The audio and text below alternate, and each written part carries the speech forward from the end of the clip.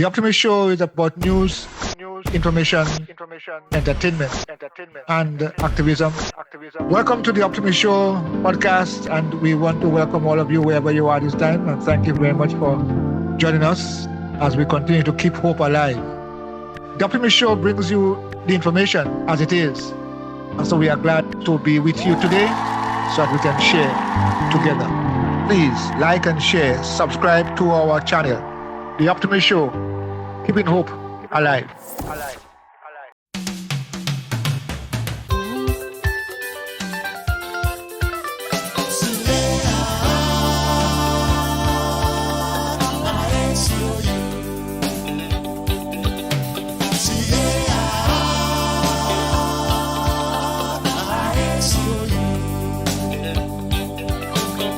Welcome to Carriacou, where traditions, culture, and connections meet. Conscious tours can provide an experience of a lifetime. Getting to know the people and their lifestyles. Visit historical sites. And the taste of a sumptuous local cooking. Enjoy the ride. With Conscious Tours, Carriacou. Providing quality memories. Special and complete weekend packages for up to 7 people are available. For reservations, call 1-473-407-4597. Conscious Tours, Carriacou.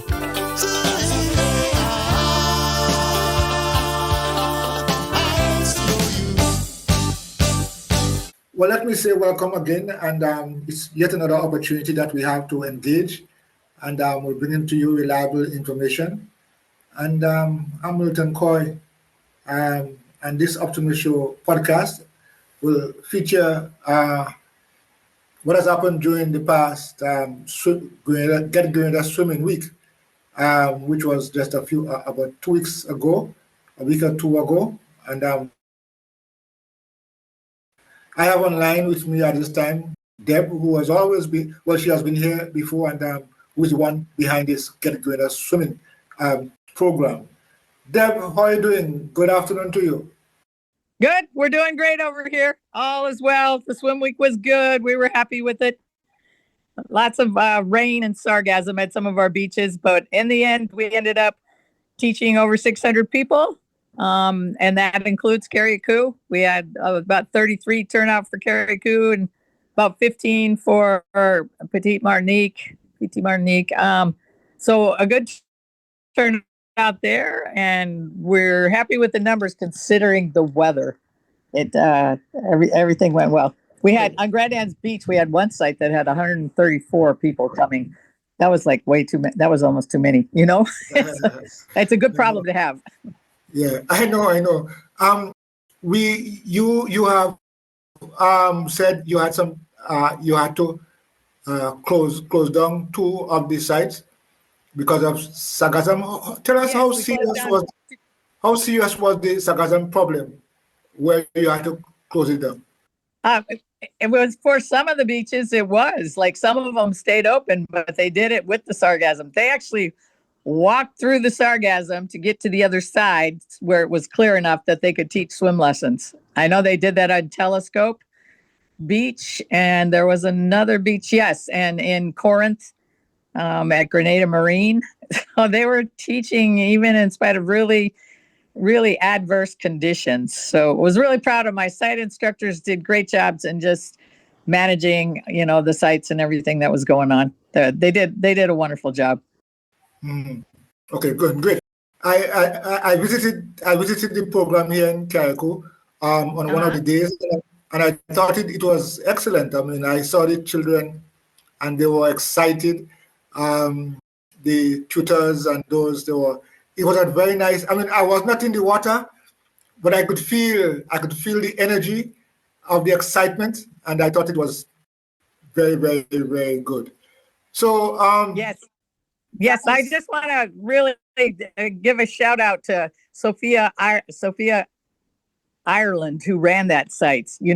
She did a wonderful job. I have to put complete faith in my site and supervisors for what they're doing during a swim meet. I have to have people that are mature, know safety, know how to organize, and she just really did a good job. Loves kids, she loves kids, and she just did a really good job with everyone. So I want to say thanks to her. Okay, great. I want to say thanks to her as well. Now, I know there are some things some things coming up. Tell us what are some of the activities um, you have plans you have plans for coming up. Yes, we have World Ocean Day, which is on June 7th. That's probably the biggest one that is open to everyone. We're hoping that some people will come from Carriacou. We've invited some people from Sophia's group. And also, when I talk about site instructors, Irene Benjamin, Mary Benjamin, Irene, she ran the PM site also. So we've invited kids from Petite Martinique and also from Carriacou to come to World Ocean Day, which is being held on Grand Beach on June 7th. And we've been in touch with all the dive shops, and kids get to come and they have a chance to go snorkeling or diving or sailing. And we have all kinds of tents. Give us some background into it.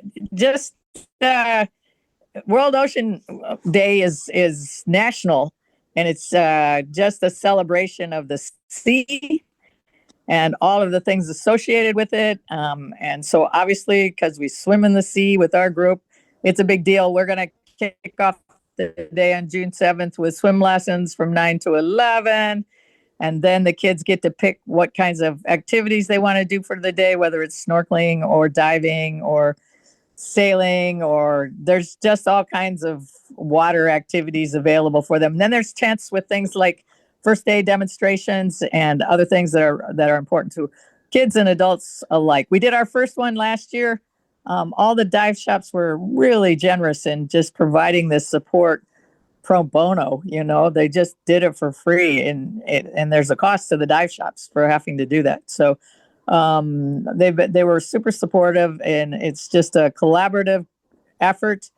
And we're hoping to get some kids over from Carriacou and PM. Okay. All right. So what would you say is the message we can take away from this experience? Of course, you are the one who is the head of it. What are some of the lessons that you would have learned, and how can we improve it going forward to get more people participating? It's a great question. We've done it for 11 years now, the swim weeks. So we've kind of got that down to I don't want to say a science, but it's going well. And usually the only thing that's going to affect us is going to be something like the weather that, that's not in our control. The weather or sargassum, but, I would say that there are a lot of things that we learned from it because we've been doing it for so long. But I mean, the joy of it is that it works and that the kids come out and they're swimming, and that's what we want. And we're excited. And geez, like I said, they were swimming in sargassum, which I don't think I would swim in sargassum, but they did. So we're happy about that. There's not a lot we can control about that. So, I mean, what I really want to do is get more swim instructors, because it will only grow in Grenada if, in fact, we do get more instructors. We'd like to have one instructor in every school. So it's on the curriculum. It's just we can't implement it on the education curriculum unless we have PE teachers that are swim teachers. And so that's a longer term project, 3 to 5 years. But, there's 80 schools in Grenada. And if I could get one swim instructor in every school over that time, that would be amazing. Okay. So now that we have completed the training program, the swimming week, what is it until next year again, or do you have a swimming program between now and the end of the year? Apart from the Ocean Week, do you have swimming program? We have July 7th to the 11th. July 7th to 11th is another swim week, and it's in the morning. This one we just had was in the afternoon. We try to have 2 swim weeks a year, one held in the mornings like the one coming up in July, and then one in the afternoons, which we just did because we want to make swimming available to everyone. So the locations were open till 6 p.m. So even people that work could come after work. So there's another one coming up. There's Saturday swimming at Paradise Beach, and all the 10 other locations in Grenada, and there's lots of opportunities. It doesn't stop. We're going to keep teaching swim lessons till there's nobody else to teach. But like I said, it's better, not just to give people fish, it's better to teach them how to fish. So we're trying to teach instructors. We're trying to certify instructors. So there's more people on the island that's the way it can grow. Okay.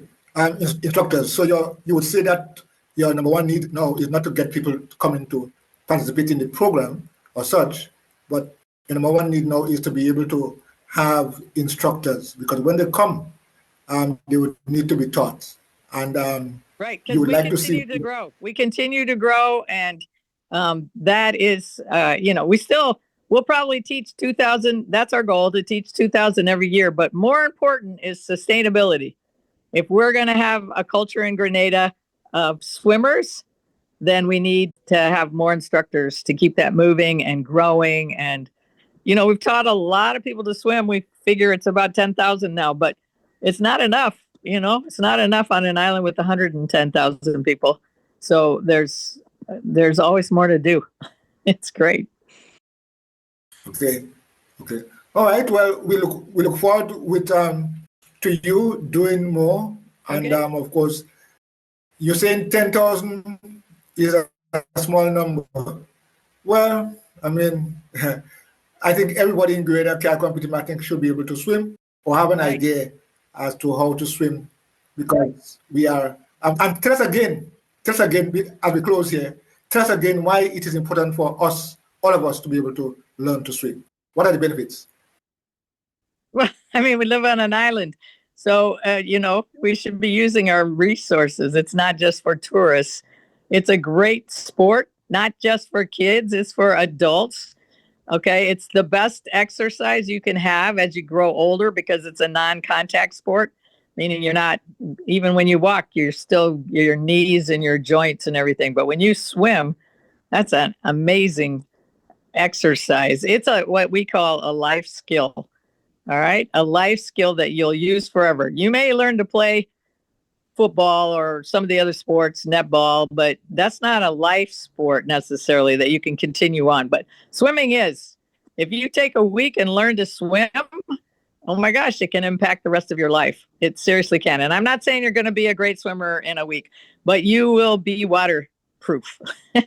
You've done the survival swimming. If you fall out of a boat, you're going to be able to turn over. And once you do that first week, if you want to keep going, just keep going. It's real. There's not a reason not to. It's not even that hard of a sport to learn how. I mean, you learn to float, you learn to blow bubbles and move in the water. It's not that hard. It really isn't. And so everybody, because we live on an island and can get to a beach in 20 minutes, one way or another, everybody should know how to swim. Okay. Well, I do agree with you. I mean, it's part of survival skills, and we have to be able to know how to survive in these times, because we are subjected to all kinds of flooding. Not so much here in Carriacou, but of course on mainland Grenada, all these things are happening, and we are people who travel between islands, and yes. having an idea is very, very important. Right. That there is that whole safety aspect, not just like, yes, it's like it's safety thing too. It's super important. It's not why I started it, but I really just saw that we weren't using our beaches, the youth lime a lot when they could be out there swimming and enjoying themselves. But it is the safety involved in something like this is, I believe, we're saving lives. Okay. Well, Deb, I want to thank you so very much for always taking the time, finding the time to talk to us about what's happening. And of course, we are here and ready to support. All right. Well, thank you, Milton. I appreciate being on your show. You take care. Okay. All right. All the best to you. Take care. Bye-bye. It's estimated 1 in every 10 people in Grenada have the sickle cell trait. Having the trait does not mean you are sick or unhealthy. Very healthy people have the trait. Unfortunately, many of these people are unaware that they carry the trait. You see, when 2 people with the trait have a child, there is a 1 in 4 chance that the child will be born with the sickle cell disease. That is why it is important to know if you have the trait. Sickle cell is associated with life-threatening conditions and it can be very painful. You see, the body's red cells can pass freely through the arteries and veins, but the sickle cells can get stuck, and this is what causes pain. This disease, you cannot catch it from someone. It is inherited. You are born with the trait or the full-blown disease. It comes from your parents. So let's talk sickle cell and what it is about and what can be learned about it and how to live with it. Let's all make better decisions about our family's health by learning the facts and getting tested. A message from the Sickle Cell Association of Grenada.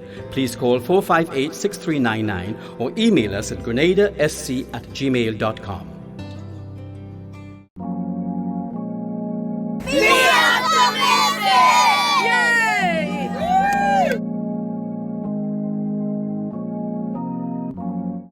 Thank you for joining the Optimist Show.